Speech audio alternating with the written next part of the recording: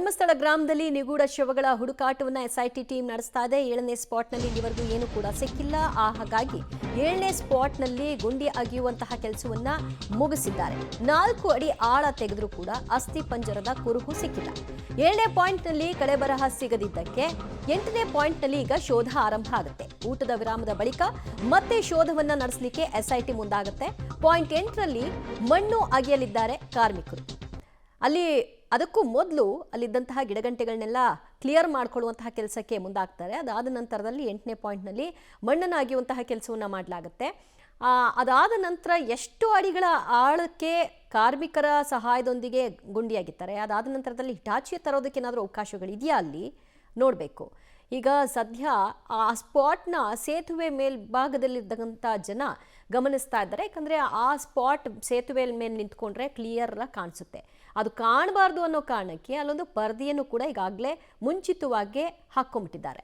ಮತ್ತಷ್ಟು ಮಾಹಿತಿ ಕೊಡ್ತಾರೆ ನಮ್ಮ ಪ್ರತಿನಿಧಿ ದೀಪಕ್ ಜೈನ್. ದೀಪಕ್, ಸೇತುವೆ ಮೇಲ್ಭಾಗಕ್ಕೆ ಜನ ಕುತೂಹಲ ಹೆಚ್ಚು. ಕಳೆದ 2 ದಿನದಿಂದಲೂ ಕೂಡ ಹಾಗೆ ಬರ್ತಾ ಇದ್ದಾರೆ. ಇವತ್ತಂತೂ ಇನ್ನೊಂದು ಸ್ವಲ್ಪ ಜಾಸ್ತಿನೇ ಇರುತ್ತೆ ಅನ್ಸುತ್ತೆ. ಯಾಕಂದರೆ 8ನೇ ಸ್ಪಾಟ್ ಏನಿದೆ ಅದು ಈಸಿಯಾಗಿ ಕಾಣಿಸುತ್ತೆ ಸೇತುವೆ ಮೇಲ್ಭಾಗದಿಂದ. ಅದನ್ನು ಕಂಟ್ರೋಲ್ ಮಾಡೋದಕ್ಕೆ ಏನು ಕ್ರಮವನ್ನು ವಹಿಸಲಾಗ್ತಾ ಇದೆ? ಸಾಧ್ಯನಾ ಸೇತುವೆ ಮೇಲೆ ಜನ ಸೇರೋದನ್ನ ಕಂಟ್ರೋಲ್ ಮಾಡೋಕ್ಕೆ?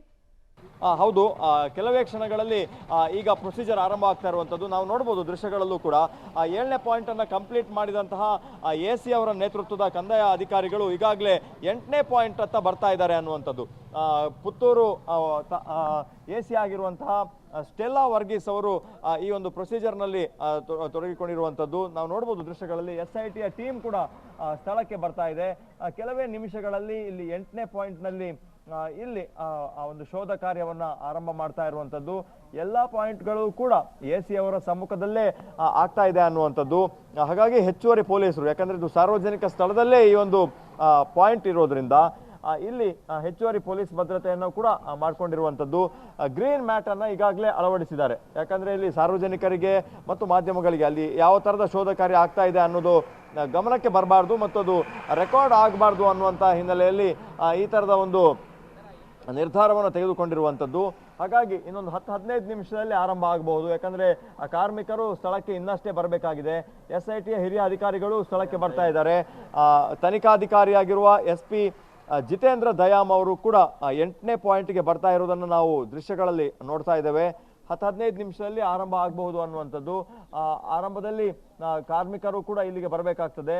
ಒಂದು ಸುತ್ತು ಪರದೆಯನ್ನ ಹಾಕಿದ್ದು 7ನೇ ಬೋರ್ಡನ್ನು ಅಲ್ಲಿ 7ನೇ ಬೋರ್ಡ್ನಲ್ಲಿ ಏನೂ ಕೂಡ ಸಿಕ್ಕಿಲ್ಲ ಅನ್ನುವಂಥ ಹಿನ್ನೆಲೆಯಲ್ಲಿ ಅದನ್ನು ಅಲ್ಲಿಂದ ಲಿಫ್ಟ್ ಮಾಡಿಕೊಂಡು ವಾಪಸ್ ಬರ್ತಾ ಇರುವಂಥದ್ದು. ಆರಂಭದಿಂದಲೂ ಕೂಡ ಎಲ್ಲೆಲ್ಲಿ ದಾಖಲೆಗಳು ಸಿಕ್ಕಿಲ್ಲ ಅಲ್ಲಿಯ ಬೋರ್ಡನ್ನು ಎತ್ತಿ ಮೇಲಕ್ಕೆ ತರುವಂತಹ ಕೆಲಸವನ್ನ ಮಾಡ್ತಾ ಇದ್ದಾರೆ.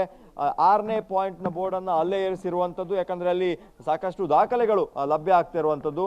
ಅಲ್ಲಿಂದ 8ನೇ ಪಾಯಿಂಟ್ಗೆ ಶಿಫ್ಟ್ ಆಗ್ತಾ ಇದ್ದಾರೆ. 10-15 ನಿಮಿಷದಲ್ಲಿ ಈ 8ನೇ ಪಾಯಿಂಟಲ್ಲಿ ಶೋಧ ಕಾರ್ಯವನ್ನ ಆರಂಭ ಮಾಡುವಂತ ಎಲ್ಲಾ ಸಾಧ್ಯತೆಗಳು ಇದೆ. ದಿವ್ಯ ಜ್ಯೋತಿ. ಓಕೆ ದೀಪಕ್, ಕುತೂಹಲ ಕೇಳ್ತಾ ಇದ್ದೀನಿ. ಈಗ ಸಾಮಾನ್ಯವಾಗಿ ಎಲ್ಲೆಲ್ಲಿ ಮಾರ್ಕ್ ಮಾಡಿದ್ದಾರೆ ಅಲ್ಲೆಲ್ಲ ಭದ್ರತಾ ಸಿಬ್ಬಂದಿಗಳನ್ನ ನಿಯೋಜನೆ ಮಾಡಿದ್ರು. ಗುಂಡಿ ಅಗೆಯುವವರೆಗೂ ಕೂಡ ಆ ಪ್ರೊಟೆಕ್ಷನ್ ಅವರಿಂದ ಆಗಬೇಕಿತ್ತು. ಈಗ ಆಲ್ರೆಡಿ 7 ಭಾಗಗಳಲ್ಲಿ ಗುಂಡಿ ಆಗದಿದ್ದಾರೆ, ಅಲ್ಲೇನೂ ಸಿಕ್ಕಿಲ್ಲ. 6ನೇ ಪಾಯಿಂಟಲ್ಲಿ ಮಾತ್ರ ಸಿಕ್ಕಿದೆ. ಹೀಗಾಗಿ ಅಲ್ಲಿಯೂ ಕೂಡ ಮುಂದುವರೆದಂತೆ ಭದ್ರತೆ ಇರುತ್ತಾ ಅಥವಾ ಕೇವಲ ಈಗ 6ನೇ ಪಾಯಿಂಟ್ನಲ್ಲಿ ಮಾತ್ರ ಆ ಭದ್ರತೆಯನ್ನು ಮುಂದುವರಿಸ್ತಾರಾ? ಹೇಗಿದೆ ಆ ಪ್ರೊಸೀಜರ್? ದಿವ್ಯ, ಯಾವುದೇ ಈ ಭದ್ರತೆ 13 ಪಾಯಿಂಟ್ನಲ್ಲಿ ಹಾಕಿದಂತಹ ಭದ್ರತೆಯನ್ನ ಅಲ್ಲಿ ಈ ಶೋಧ ಕಾರ್ಯ ನಡೆದ್ರೂ ಕೂಡ ಅಲ್ಲಿಂದ ಶಸ್ತ್ರಸಜ್ಜಿತ ಪೊಲೀಸರನ್ನ ಬಿಡುಗಡೆ ಮಾಡಿಲ್ಲ. 8 ಅವರ್ಸ್ ಡ್ಯೂಟಿಯನ್ನ ಅವರು ಮಾಡ್ತಾನೆ ಇದ್ದಾರೆ 3 ಶಿಫ್ಟ್ಗಳಲ್ಲಿ. ಹಾಗಾಗಿ ಅಲ್ಲಿಂದ ತೆರವು ಮಾಡಲೇ ಇಲ್ಲ. ಆದರೆ ಹೆಚ್ಚುವರಿ ಭದ್ರತೆಯನ್ನು ಕೊಟ್ಟಿರುವಂಥದ್ದು ಅದು 6ನೇ ಪಾಯಿಂಟ್ಗೆ. ಯಾಕಂದ್ರೆ ಅಲ್ಲಿ ಮಾಹಿತಿಗಳು ಅಂದ್ರೆ ಕೆಲವು ದಾಖಲೆಗಳು ಲಭ್ಯ ಆಗಿತ್ತು. ಆ ದಾಖಲೆಗಳು ಲಭ್ಯ ಆಗಿರೋದ್ರಿಂದ ಅಲ್ಲಿ ಒಂದು ಶೆಲ್ಟರ್ನ ಹಾಕಿದ್ದಾರೆ. 4 ಕಂಬಗಳನ್ನು ಅಳವಡಿಸಿ ಕಂಪ್ಲೀಟ್ ಆಗಿ ಅದನ್ನ ಶೆಲ್ಟರ್ ಮಾಡಿರುವಂಥದ್ದು. ಮತ್ತು ಸುತ್ತ ಬೆಟ್ಟದಿಂದ ನೀರು ಹೊಂಡಕ್ಕೆ ಇಳಿಬಾರ್ದು ಅನ್ನುವಂಥದ್ದು. ಯಾವುದೇ ಕಾರಣದಲ್ಲಿ ಮತ್ತೆ ಅಲ್ಲಿ ಏನಾದರೂ ಶೋಧ ಕಾರ್ಯ ಮಾಡಬೇಕು ಅಂತ ಏನಾದರೂ ಮಾಹಿತಿಗಳು ಬಂದರೆ ಅಲ್ಲೂ ಕೂಡ ಶೆಲ್ಟರ್ ಅನ್ನು ಮಾಡಿಕೊಂಡು ಆ ಒಂದು ಹೊಂಡವನ್ನ ಕಾಪಾಡಿಕೊಂಡಿಟ್ಟಿರುವಂಥದ್ದು. ಹಾಗಾಗಿ ಉಳಿದ ಎಲ್ಲೂ ಕೂಡ ಸಿಗದೇ ಇರೋದ್ರಿಂದ ತಕ್ಷಣ ಅಲ್ಲೇ ಆ ಹೊಂಡವನ್ನ ಮುಚ್ಚಿ ಮತ್ತೆ ಮುಂದಿನ ಪಾಯಿಂಟ್ಗೆ ಬಂದಿರುವಂಥದ್ದು. ಹಾಗಾಗಿ ಪೊಲೀಸರ ಭದ್ರತೆಯನ್ನ ಅಲ್ಲಿ 3 ಶಿಫ್ಟ್ಗಳಲ್ಲಿ ಮಾಡ್ಕೊಂಡಿದ್ದಾರೆ. ರಾತ್ರಿ ಕೂಡ 8 ಗಂಟೆಯಿಂದ ಶಿಫ್ಟ್ ಆರಂಭವಾಗಿ ಬೆಳಗಿನವರೆಗೂ ಕೂಡ ಅಲ್ಲಿ ANFನ ಸಿಬ್ಬಂದಿಗಳು ಕಾಯ್ತಾ ಇರ್ತಾರೆ. ದಿವ್ಯ ಜ್ಯೋತಿ. ಓಕೆ, ದೀಪಕ್ ಜೈನ್ ಸಂಪರ್ಕದಲ್ಲಿರಿ. ಇನ್ನಷ್ಟು ಅಪ್ಡೇಟ್ಸ್ ನಿಮ್ಮಿಂದ ಪಡ್ಕೊಳ್ತೀವಿ. ಈಗಷ್ಟೇ ಊಟದ ವಿರಾಮವನ್ನು ಮುಗಿಸ್ಕೊಂಡು ಸಿಬ್ಬಂದಿಗಳೆಲ್ಲರೂ ಕೂಡ 8ನೇ ಪಾಯಿಂಟ್ನ ಬಳಿ ಬರ್ತಾ ಇರುವಂತಹ ದೃಶ್ಯಗಳನ್ನು ಕೂಡ ಗಮನಿಸ್ತಾ ಇದ್ರಿ. ಸೊ ಈಗ ಇನ್ನೇನು ಕೆಲವೇ ಹೊತ್ತುಗಳಲ್ಲಿ 8ನೇ ಪಾಯಿಂಟ್ನಲ್ಲಿ ಮಣ್ಣನ್ನು ಅಗೆಯುವಂತಹ ಕೆಲಸವನ್ನು ಮಾಡಲಾಗುತ್ತೆ. ಎಷ್ಟು ಅಡಿ ಅಗಲ ಮತ್ತು ಆಳಕ್ಕೆ ಕೊರೆಯಬೇಕು ಅನ್ನುವಂತಹ ನಿರ್ದಿಷ್ಟ ಒಂದು ಗುರಿಯನ್ನು ಇಟ್ಕೊಂಡಿದ್ದಾರೆ. ಅಲ್ಲಿವರೆಗೂ ಹೋಗಲಿಕ್ಕೆ ಅವಕಾಶ ಆಗುತ್ತಾ ಅಥವಾ ಅದಕ್ಕೆ ಮುಂಚಿತವಾಗಿಯೇ ಏನಾದರೂ ಸಿಗುತ್ತಾ ಅನ್ನೋದು ಸದ್ಯದ ಕುತೂಹಲ. ಎಲ್ಲರ ಚಿತ್ತ ಈಗ 8ನೇ ಪಾಯಿಂಟ್ನತ್ತ ಇದೆ. ಸಾಮಾನ್ಯವಾಗಿ 8ನೇ ಪಾಯಿಂಟ್ನಲ್ಲಿ 6ನೇ ಪಾಯಿಂಟ್ನ ರೀತಿಯಲ್ಲೇ ಏನಾದರೂ ಅಸ್ಥಿಪಂಜರ ಲಭ್ಯವಾದರೆ ಮುಂದುವರೆದಂತೆ ಕಾರ್ಯಾಚರಣೆಯಲ್ಲೂ ಕೂಡ ಆ ಕಡೆಯಲ್ಲೇ ಹೆಚ್ಚು ನಡೆಯುತ್ತೆ. ಈಗ ಸೇತುವೆ ಮೇಲ್ಭಾಗದಲ್ಲಿದ್ದಂತಹ ಸಿಬ್ಬಂದಿಗಳು ಜನರನ್ನ ತೆರವು ಮಾಡುವಂತಹ ಕೆಲಸವನ್ನು ಕೂಡ ಮಾಡ್ತಾ ಇದ್ದಾರೆ. ಒಂದು ಕಡೆಯಲ್ಲಿ ಪ್ರವಾಸಿಗರು ಆ ಭಾಗದಲ್ಲಿ ಹೆಚ್ಚು ಬರ್ತಿರೋದ್ರಿಂದ ಈ ಕಡೆಗೆ ಎಲ್ಲರೂ ಫೋಕಸ್ಡ್ ಆಗಿದ್ದಾರೆ. ಯಾಕಂದರೆ ಕಾಣಿಸುತ್ತೆ ಆ ಭಾಗ ಅಲ್ಲಿಂದ ಸೇತುವೆಯಿಂದ. ಹಾಗಾಗಿ ಅಲ್ಲಿ ಜನರನ್ನ ತೆರವು ಮಾಡುವಂತಹ ಕೆಲಸವನ್ನು ಸಿಬ್ಬಂದಿಗಳು ಮಾಡ್ತಾ ಇದ್ದಾರೆ. ಇನ್ನೊಂದು ಕಡೆಯಲ್ಲಿ ಅನಾಮಿಕ ವ್ಯಕ್ತಿಯನ್ನು 8ನೇ ಪಾಯಿಂಟ್ನ ಬಳಿ ಕರೆತರಲಾಗಿದೆ. ಅಲ್ಲಿ ಒಂದು ಕರ್ಟನ್ನ ಕೂಡ ಮುಂಚಿತವಾಗಿ ಹಾಕ್ಕೊಂಡಿದ್ದಾರೆ. ಯಾರಿಗೂ ಕೂಡ ಕಾರ್ಯಾಚರಣೆಯ ಕಂಪ್ಲೀಟ್ ವಿವರಗಳು ಸಿಗಬಾರ್ದು ಅನ್ನೋ ಕಾರಣಕ್ಕೆ SIT ಟೀಮ್ ಮಾಡಿಕೊಂಡಿರುವಂತಹ ತಯಾರಿ. ಈಗ ಊಟದ ವಿರಾಮವನ್ನು ಮುಗಿಸ್ಕೊಂಡು ಸಿಬ್ಬಂದಿಗಳು ಕಾರ್ಯಾಚರಣೆಯ ಸ್ಪಾಟ್ಗೆ ಬರ್ತಾ ಇದ್ದಾರೆ. ಸೊ ಇವತ್ತು ಅಂತಹ ಮಳೆಯ ಅಡ್ಡಿಯೂ ಕೂಡ ಇಲ್ಲ. ಹಾಗಾಗಿ ಕಾರ್ಯಾಚರಣೆ ನಡೆಸಲಿಕ್ಕೆ ಎಂತಹ ಸಮಸ್ಯೆಯೂ ಇಲ್ಲದೆ 15 ಸಿಬ್ಬಂದಿಗಳ ನೇತೃತ್ವದಲ್ಲಿ ಕಾರ್ಯಾಚರಣೆಯನ್ನು ನಡೆಸಲಿಕ್ಕೆ ಆರಂಭ ಮಾಡ್ತಾರೆ. ಏನಾಗುತ್ತೆ ಅನ್ನೋದು ಸದ್ಯದ ಕುತೂಹಲ. ಕಳೆದ 3 ದಿನಗಳಿಂದಲೂ ಇವತ್ತು 4ನೇ ದಿನ ಗುಂಡಿ ಅಗೆಯುವಂತಹ ಕೆಲಸವನ್ನು ಮುಂದುವರಿಸ್ತಾ ಇರೋದು. ಒಟ್ಟು 13 ಪಾಯಿಂಟ್ಗಳನ್ನು ಗುರುತಿಸಲಾಗಿತ್ತು. ಈಗಾಗಲೇ 7 ಪಾಯಿಂಟ್ಗಳನ್ನು ಕಂಪ್ಲೀಟ್ ಮಾಡಲಾಗಿದೆ. ಅದರಲ್ಲಿ 1 ಪಾಯಿಂಟ್ನಲ್ಲಿ ಮಾತ್ರ ಸಿಕ್ಕಿರೋದು, ಅಂದರೆ ಅದು 6ನೇ ನಂಬರ್ನ ಪಾಯಿಂಟ್ನಲ್ಲಿ ಮಾತ್ರನೇ ಒಂದು ತಲೆಬುರುಡೆ 12 ಎಲುಬುಗಳು ಸಿಕ್ಕಿರೋದು. ಉಳಿದಂತೆ ಎಲ್ಲಿಯೂ ಕೂಡ ಏನೂ ಸಿಕ್ಕಿಲ್ಲ. ಆದರೂ ಸಹ ಸಿಬ್ಬಂದಿಗಳನ್ನ ಭದ್ರತೆಗಾಗಿ ಏನು ನಿಯೋಜನೆ ಮಾಡಿದ್ರು ಅದು ಈಗಲೂ ಕೂಡ ಕಂಟಿನ್ಯೂ ಆಗ್ತಾ ಇದೆ. ಪಾಯಿಂಟ್ ನಂಬರ್ 1ನಿಂದ 13ರವರೆಗೂ ಕೂಡ ಇವತ್ತು 8ನೇ ಪಾಯಿಂಟ್ನ ಕಂಪ್ಲೀಟ್ ಮಾಡಿಕೊಂಡು ಮುಂದುವರೆದಂತೆ 9ನೇ ಪಾಯಿಂಟ್ಗೆ ಹೋಗ್ಲಿಕ್ಕೂ ಕೂಡ ಅವಕಾಶ ಆಗುತ್ತಾ ಅಥವಾ 8ನೇ ಪಾಯಿಂಟ್ಗೆ ಮಾತ್ರ ಈ ಕಾರ್ಯಾಚರಣೆ ಸೀಮಿತವಾಗುತ್ತಾ ಅನ್ನುವಂತಹ ಪ್ರಶ್ನೆ ಕೂಡ ಇದೆ. ಇನ್ನೇನು ಕೆಲವೇ ಹೊತ್ತುಗಳಲ್ಲಿ ಮಣ್ಣನ್ನು ಅಗೆಯುವಂತಹ ಕೆಲಸವನ್ನು ಸಿಬ್ಬಂದಿಗಳು ಆರಂಭ ಮಾಡ್ತಾರೆ. ಮ್ಯಾನ್ ಪವರ್ನ ಬಳಕೆ ಮಾಡುವ ಮೂಲಕವಾಗಿಯೇ ಈ ಮಣ್ಣು ಅಗೆಯುವಂತಹ ಕೆಲಸವನ್ನು ಮಾಡೋದಕ್ಕೆ ಸಾಧ್ಯ ಅಂತ ಕಾಣಿಸುತ್ತೆ. ಅಲ್ಲಿ ಹಿಟಾಚಿ ಹೋಗ್ಲಿಕ್ಕೂ ಕೂಡ ಅವಕಾಶ ಇದ್ದ ಹಾಗೆ ಕಾಣಿಸ್ತಿಲ್ಲ. ಪರಿಣಾಮ ಅಲ್ಲಿ ಅರಣ್ಯ ಪ್ರದೇಶ ಆಗಿರೋದ್ರಿಂದ ಮರಗಳೆಲ್ಲವೂ ಕೂಡ ಅಡ್ಡಿ ಆಗುತ್ತೆ. ಅವನ್ನೆಲ್ಲ ಕಟ್ ಮಾಡ್ಲಿಕ್ಕೆ ಬರಲ್ಲ. ಅದೆಲ್ಲ ಮಾಡಬೇಕು ಅಂತಂದ್ರೆ ಮತ್ತೆ ಅರಣ್ಯ ಇಲಾಖೆಯ ಅನುಮತಿಯನ್ನು ಪಡ್ಕೊಳ್ಬೇಕಾಗುತ್ತೆ. ಹಾಗಾಗಿ ಸಿಬ್ಬಂದಿಗಳ ಮೂಲಕವಾಗಿ 8ನೇ ಪಾಯಿಂಟ್ನ ಅಗೆಯುವಂತಹ ಕೆಲಸ ಆಗಬಹುದು. ಅಲ್ಲೇನೋ ಸಿಗಲಿಲ್ಲ ಅಂದರೆ 7ನೇ ಪಾಯಿಂಟ್ನ ರೀತಿಯಲ್ಲೇ ಇಲ್ಲಿ ಏನೇನೂ ಕುರುಹು ಸಿಗಲಿಲ್ಲ ಅಂದರೆ ಮುಂದುವರೆದಂತೆ 9ನೇ ಪಾಯಿಂಟ್ ಎಲ್ಲಿದೆ ಅಲ್ಲಿಗೆ ಮೂವ್ ಆನ್ ಆಗ್ತಾರೆ. ಸದ್ಯ ಈಗ ಕುತೂಹಲ ಇರೋದು 8ನೇ ಪಾಯಿಂಟ್ನಲ್ಲಿ ಏನಾಗುತ್ತೆ ಅಂತ. ಚೇರುಗಳು, ಆರೆ, ಪಿಕಾಸಿ ಎಲ್ಲವನ್ನು ಕೂಡ ಹಿಡಿದು ಸಿಬ್ಬಂದಿಗಳು ಬರ್ತಾ ಇರೋದನ್ನ, ಕಾರ್ಮಿಕರು ಬರ್ತಾ ಇರೋದನ್ನ ಗಮನಿಸ್ತಾ ಇದ್ರಿ. ಅವರೆಲ್ಲರೂ ಕೂಡ ಇಷ್ಟೊತ್ತು ಈ 7ನೇ ಪಾಯಿಂಟ್ನಲ್ಲಿ ಇದ್ರು. ಅಲ್ಲಿಂದ ಮೂವ್ ಆಗ್ತಾ ಇರುವಂತಹ ದೃಶ್ಯ ಅದು. ನೂರಾರು ಶವ ಏನಂತ ಹೇಳಿದ್ರೆ ಹೂತಿಟ್ಟ ಪ್ರಕರಣಕ್ಕೆ ಸಂಬಂಧಿಸಿದಂತೆ ಈಗಾಗಲೇ SIT ತನಿಖೆ ಆರಂಭ ಆಗಿದೆ. ನಿನ್ನೆ ಅಷ್ಟೇ ಒಂದು ಏನಂತ ಹೇಳಿದರೆ ಅಸ್ಥಿಪಂಜರ ಅಲ್ಲಿ ಸಿಕ್ಕಿರುವಂಥದ್ದು. ಅದಕ್ಕೆ ಸಂಬಂಧಪಟ್ಟಂಗೆ ಧಾರವಾಡದ ಕರ್ನಾಟಕ ವಿಶ್ವವಿದ್ಯಾಲಯದ ಮಾನವಶಾಸ್ತ್ರ ವಿಭಾಗದ ಏನಂತಾರೆ ಮುಖ್ಯಸ್ಥರಾದಂಥ ಬಸವನಗೌಡರವರು ನಮ್ಮ ಜೊತೆ ಇದ್ದಾರೆ. ಇದು ಮಹಿಳೆಯ ಅದು ಅಸ್ಥಿಪಂಜರೋ ಅಥವಾ ಪುರುಷನ ಅಸ್ಥಿಪಂಜರೋ, ಅದಕ್ಕೆ ಡಿಫ್ರೆನ್ಸ್ ಏನಿದೆ ಅದರ ನಡುವೆ ಅನ್ನುವಂಥದ್ದು ಸ್ವತಃ ಅವರೇ ಮಾತಾಡ್ತಾರೆ. ಸರ್ ನಮಸ್ಕಾರ. ಈಗ ನಿನ್ನೆ ಒಂದು ಏನಂತ ಹೇಳಿದರೆ ಧರ್ಮಸ್ಥಳದಲ್ಲಿ ಒಂದು ಅಸ್ಥಿಪಂಜರ ಸಿಕ್ಕಿದೆ. ಅದು ಮಹಿಳೆಯದು ಅಥವಾ ಪುರುಷದ ಅನ್ನೋದು ದೊಡ್ಡ ಏನಂತ ಹೇಳಿದರೆ ಒಂದು ಗೊಂದಲದ ವಾತಾವರಣ ಅಲ್ಲಿ. ಯಾಕಂತ ಹೇಳಿದರೆ ಮಹಿಳೆದಿದ್ದರೆ ಅದು ಯಾವ ರೀತಿಯಾಗಿ ಹೊಡೆದಿರೋ ಅನ್ನುವಂಥದ್ದು, ಅದರ ಜೊತೆಗೆ ಪುರುಷನಿದ್ದರೆ ಇಲ್ಲಿ ಯಾಕೆ ಅನ್ನಂತೇಳಿ ಕೂತಿದ್ದು ಅನ್ನುವಂಥದ್ದು. ಅದಕ್ಕೆ ಸಂಬಂಧಪಟ್ಟಂಗೆ ನೀವೇನು ಹೇಳ್ತೀರಾ ಅಂತ ಸರ್? ಸರ್, ಭಾಳ ಮುಖ್ಯವಾಗಿ ಈಗ ಇನ್ಸಿಡೆಂಟ್ ಆಗಿರೋದು ಆ ಪ್ಲೇಸಲ್ಲೇ ಒಂದು. ಎರಡನೇದು ಎಲ್ಲೇ ಆಗಲಿ ಅದೀಗ ಈ ಸತ್ತ ಮಾನವನ ದೇಹ ಅಂತೂ ಸಿಗೋದಿಲ್ಲ. 1, 2, 3 ದಿನ ಅಷ್ಟೇ ಇರ್ಬೋದು. ತದನಂತರ ಅದು ಏನೋ ಕಂಪ್ಲೀಟ್ ಅದು ಏನೋ ಕೊಳೆತು ಹೋದ ಸ್ಥಿತಿ ಇರ್ತದೆ, ಅಥವಾ ಅದನ್ನು ಗೆದ್ಲಿ ತಿಂದಿರ್ತಾವಲ್ಲ, ಡಿಕಂಪೋಸ್ ಆಗಿರ್ತದೆ. ಈಗ ಅದು ಉಳಿದದ್ದೇನೆಂದರೆ ಕೇವಲ ಈ ಸ್ಕಲ್ ಮತ್ತು ಬೋನ್ಸ್. ಈ ಸ್ಕಲ್ಲಲ್ಲಿ ಏನು ಹೇಳ್ತೀವಿ ಅಂತಂದ್ರೆ ನಾವು ಈ ಹೆಣ್ಣು ಮತ್ತು ಗಂಡು ಅನ್ನೋದು ಭಾಳ ಮುಖ್ಯವಾಗಿ. ಜೊತೆಗೆ ಏಜ್ ಡಿಫ್ರೆನ್ಸಸ್ ನಾವು ಭಾಳ ಕ್ಲಿಯರ್ ಕಟ್ಟಾಗಿ ಹೇಳ್ತೀವಿ. ಏಜ್ ಡಿಫ್ರೆನ್ಸಸ್ಸು ಈಗ ಸೂಚರ್ಸ್ ಅಂತ ಹೇಳ್ತೀವಿ. ಈ ಪಾರ್ಟಿಗೆ ಸೂಚರ್ಸು, ಈ ಸೂಚರ್ಸು ಇದೇ ಸೂಚರ್ಸ್ ಹೇಳ್ತೀವಿ ಕ್ಲಿಯರ್ ಕಟ್ಟಾಗಿ. Whether it is male baby, whether it is ಚೈಲ್ಡೋ ಅಥವಾ ಬೇಬಿನೋ ಅಥವಾ ಅಡಲ್ಟೋ ಏಜ್ ಓಲ್ಡೋ ಅಂತಂದು ಈ ಸೂಚರ್ಸು ಕಂಪ್ಲೀಟ್ಲಿ ಹಿಂಗೆ ಗ್ರಿಪ್ಪಾಗಿ ಹಿಡ್ಕೊಂಡಿದ್ವು ಅಂದರೆ ಅದು ಯಂಗರ್ ಬೇಬಿ ಅಥವಾ ಮಿಡ್ಲ್ ಏಜು ಅಥವಾ ಅಂತ ಹೇಳ್ಬೋದು.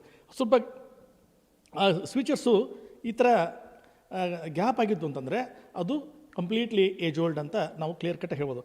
ಅದೇ ಥರ ಹೆಣ್ಣು ಅಥವಾ ಗಂಡು ಅನ್ನೋದು ಅಲ್ಲಿರುವಂಥದ್ದು ಹೆಣ್ಣು ಅಥವಾ ಗಂಡು ಅಂತ ಹೇಳಿ ಕಂಡುಹಿಡಲಿಕ್ಕೆ ಏನು ಇದು ಮಾಡ್ಬೋದು? ಈಗ ಅಲ್ಲಿ ಸಿಕ್ಕಿರ್ತಕ್ಕ ಸ್ಕಲ್ ಇರ್ಬೋದು ಅಥವಾ ಬೋನ್ಸ್ ಇರ್ಬೋದು. ಈಗ ಉದಾಹರಣೆಗೆ ಇಲ್ಲಿ ನಾವು ಸ್ಕೆಲೆಟನ್ ಇಟ್ಟಿದ್ದೀವಿ. This is a male skeleton, this is a female skeleton. Male ಸ್ಕೆಲೆಟನ್ನು ಭಾಳ ಸ್ಪಷ್ಟವಾಗಿ ಅದು ಏನು very strong and taller comparatively female. ಆಮೇಲೆ ಈ ಮೇಲ್ ಒಳಗೆ ಪ್ರತಿಯೊಂದು ಬೋನ್ಸ್ ಇರ್ಬೋದು, ಸ್ಕಲ್ ಇರ್ಬೋದು, it will be a strong. Then the facial portion of the skull ಇದೆಯಲ್ಲ, that shows very clearly that the broad ಆಗಿರ್ತವೆ ಇವು ಏನು ನೋಸ್ ಪಾರ್ಟ್ ಇರ್ಬೋದು ಅಥವಾ ಐ ಪಾರ್ಟ್ ಇರ್ಬೋದು. ಸೊ ಜೊತೆಗೆ ಈ ಬೋನ್ಸ್ಗೂ ಸಹ ಲಾಂಗ್ ಇರ್ತವೆ, ಜೊತೆಗೆ ಸ್ಟ್ರಾಂಗ್ ಇರ್ತವೆ.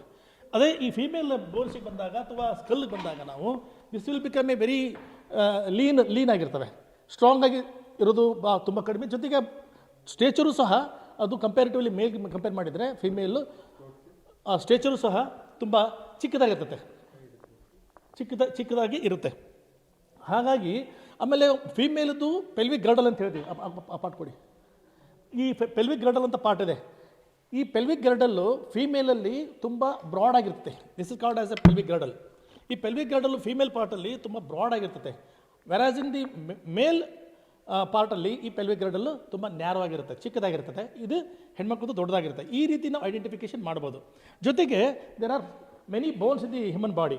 ಈ ಬೋನ್ಸಲ್ಲೂ ಸಹ ನಾವು ಕ್ಲಿಯರ್ ಕಟ್ಟಾಗಿ ಹೇಳ್ಬೋದು whether it is a male or female ಅಂತೇಳಿ.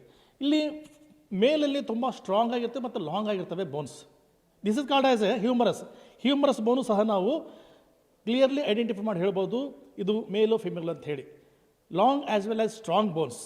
ವೆರಾಸ್ ಫಿಮೇಲಲ್ಲಿ ತುಂಬ ಲೀನ್ ಆಗಿರ್ತವೆ ಬೋನ್ಸು ಮತ್ತು ಅಷ್ಟು ಸ್ಟ್ರಾಂಗ್ ಆಗಿರೋದಿಲ್ಲ.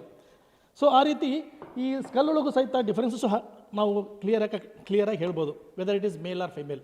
ಮೇಲ್ ಸ್ಕಲ್ಲು ತುಂಬ ಸ್ಟ್ರಾಂಗ್ ಆಗಿ ಜೊತೆಗೆ ಬ್ರಾಡ್ ಆಗಿರ್ತದೆ, ದೊಡ್ಡದಿರ್ತದೆ. ಫಿಮೇಲಲ್ಲಿ ತುಂಬ ಚಿಕ್ಕದಾಗಿರ್ತದೆ. ಹಾಗಾಗಿ ಡಿಫ್ರೆನ್ಸಸ್ ಸಹಿತ ನಾವು ಕ್ಲಿಯರ್ ಕಟ್ಟಾಗಿ ಹೇಳ್ಬೋದು whether it is male or female skull ಅಂತ ಹೇಳಿ. ಹಾಗಾಗಿ ಈ ಬೋನ್ಸ್ಗಳು ಸಹಿತ ಈ ಮ್ಯಾಂಡಿಬಲ್ ಅಂತ ಹೇಳ್ತೀವಿ ನಾವು. ಈ ಸ್ಕಲ್ಲಿಗೆ ಮ್ಯಾಂಡಿಬಲು ಸಹ ಈ ಹಲ್ಲುಗಳು ಸಹ ಭಾಳ ಕ್ಲಿಯರ್ ಕಟ್ಟಾಗಿ ಹೇಳ್ತದೆ. ಹಲ್ಲಿನ ಗ್ಯಾಪ್ ಡಿಫ್ರೆನ್ಸಸ್ ಇದಾವಲ್ಲ ಅವು ಸಹ ಕ್ಲಿಯರ್ ಕಟ್ಟಾಗಿ ಹೇಳ್ತವೆ whether it is the age old skull or mandible or the younger one ಅಂತ ಹೇಳಿ ನಾವು ಕ್ಲಿಯರ್ ಕಟ್ಟಾಗಿ ಹೇಳ್ಬೋದು. ಮತ್ತು ಆ ಡೆಂಟಲ್ ಕ್ಯಾರೀಸರ್ ಅವು ಟೀತ್ ಸಹ ಉದ್ರು ಹೋಗಿರ್ತವೆ. ಯಾಕಂದರೆ ಅವು ತುಂಬ ದಿನ ಅದು ಆಗಿ ಹೋಗಿತ್ತಪ್ಪ, ಏನೋ ಏಜ್ ಓಲ್ಡ್ ಆಗಿತ್ತಪ್ಪ ಈ ಏನೋ ಪಾರ್ಟ್ ಆಫ್ ದಿ ಮ್ಯಾಂಡಿಬಲ್ ಅಥವಾ ಸ್ಕಲ್ ಅಂತಂದರೆ ಅವೆಲ್ಲವೂ ಉದುರೋಗಿರ್ತವೆ. ಹಾಗಾಗಿ ಪ್ರತಿಯೊಂದು ಭಾಗದಲ್ಲೂ ಸಹ ಮಾನವನ ಅಂಗಾಂಗದಲ್ಲೂ ಸಹ ನಾವು ಈ ಡಿಫ್ರೆನ್ಸಸ್ಸನ್ನು ನಾವು ಕ್ಲಿಯರ್ ಕಟ್ಟಾಗಿ ಐಡೆಂಟಿಫೈ ಮಾಡ್ಬೋದು.